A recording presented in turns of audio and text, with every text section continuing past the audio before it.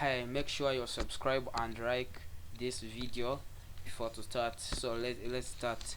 Search on your browser Gigapixel. Open Gigapixel. Open website of the Gigapixel. When you don't have account, you have to creating using a Google account. And to start, this AI help you to modify editing your image or video.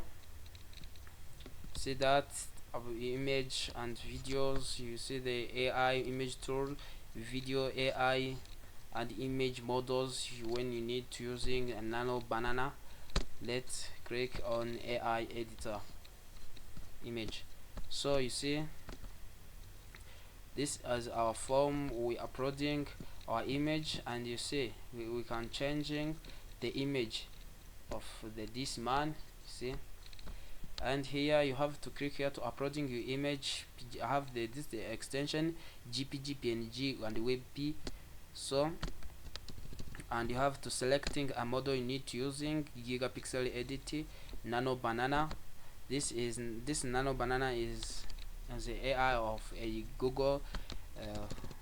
You are searching in Gemini. So, and see Dream 4, this is model when you need to using for editing your image. So thank you and subscribe.